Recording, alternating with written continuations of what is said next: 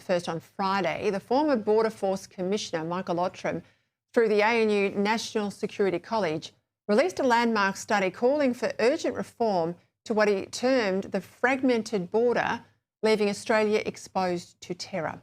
Ottram pointed out to the booming illicit tobacco trade and the Bondi terror attack as two recent examples where border management remains, as he says, fragmented, paper-based and siloed. And his warning comes at the same time as officials start the massive job ahead of the Brisbane Olympic Games, which will see a huge influx of overseas arrivals. They begin the big job of border protection. Joining me now to discuss this and more, former Australian Federal Police Detective Superintendent David Craig. David, thank you for your time. I want to get into some new news today, new avenues of investigation in relation to Bondi. But first, what did you make of Michael Ottram's assessment on the nature of our border and his calls for a national border strategy? Look, Peter, I think it's very meritorious, and he's right with the timing. We don't have a lot of time. We do have a fractured border at the moment. We have done for years, and it needs to be improved. You know, you can look at terrorism as a security issue. You can look at illicit tobacco as a tax issue. Then you've got biosecurity, passenger movement, and all these different agencies have got different interests, and they all manage different sections of the border with their own interests at heart, understandably. And no one has a strategic picture over the entire threat environment at our border, which I think is appalling. And that's what Outtram's really calling out here. And I think it's very, we do need a national border strategy. And not to say anything about guns and you know, guns as we know guns, and then all the equipment to make 3D printed guns, and then all the chemicals that make the drugs that are sold to kids at dance festivals. All of that's got to be included in this. That's also of a concern.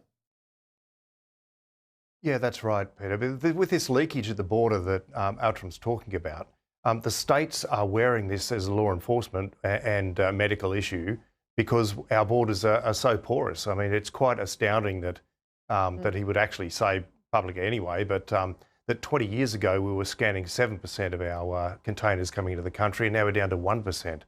And while there's been obviously an increase in cargo over the last 20 years, but so has technology's vastly increased. So we are very vulnerable, and I think he's right on the money with we need a cohesive strategic oversight committee, if you like, to pull the whole picture together, particularly coming up to the Olympics when movement of people and illicit drugs is going to rapidly escalate.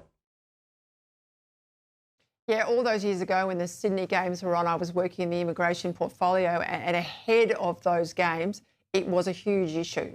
The number of people who would come in, who they were, the risk of overstaying, and obviously different times, but in these times, concern about mass terror events and other things as well. Let's go to the Bondi terror attack. There is now a serious investigation by police regarding the travel overseas of the father and the son accused of the massacre. Across parts of Asia, we know, but also communications that they might have had with people in that region. We know, of course, there was father and the son's 4-week journey to the Philippines in November last year. The Daily Telegraph reports today that police believe they were increasingly radicalised in the 6 months prior to Bondi. We know that the son had earlier been on a watch list, or certainly been investigated as part of a cell when he was younger. Why do we not get red flags in relation to this travel? I don't think there's an adequate answer, Peter, to that, because, I mean, the fact that he had been flagged as an issue, the son I'm talking about, not the father, but any time he was leaving the country, it should have raised red flags as to where he's going, but also, you know, when he's coming back, what's he bringing him back on board? It seems that these two have been able to walk in and out of the country with impunity at a time where we've had, you know, raised terror concerns the whole time. I don't know why there wasn't a raised PACE alert or alert system in place for at least the son. It would have given us some heads up. I mean, that's a tripwire that we missed for sure. A lot of focus on law enforcement personnel and officials in the intelligence agencies. The opposition says it's one thing to look at them. How about we look at the resourcing of these agencies and the restructuring that happened under Labor? This, they say, should be part of the Royal Commission. The concerns are a range of things. I know we've talked about it on this show. The fact that NSC, the National Security Committee of Cabinet, removed, under the Prime Minister's request, removed the head of ASIO, removed the head of the AFP. They belatedly went back in.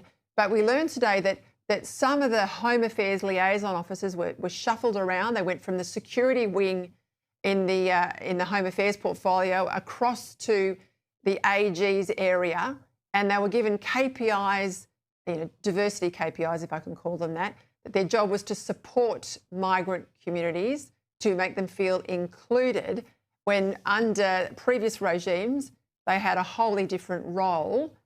Do you think resourcing's got to be on the table, and the restructures and all the other things that might have happened to help contribute to the circumstances of last year?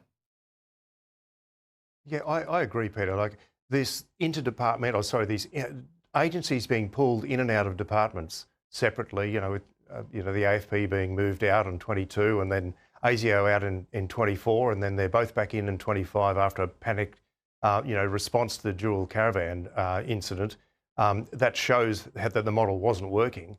And in addition to that, the liaison officers are now more like a party and festival committee in the community, rather than being a true liaison area that can identify community grievances, not just radicalisation, but community grievances, and feed that up the chain so that we have a better finger on the pulse with what's happening in the community to identify risks before they happen. The way it is at the moment, it's a party and it's just a reaction in a panicked way when something goes wrong, and inevitably it has. All this matters. Honestly, you and I both know all of this absolutely matters. Let's see what happens with that terms of reference. Thank you for your time.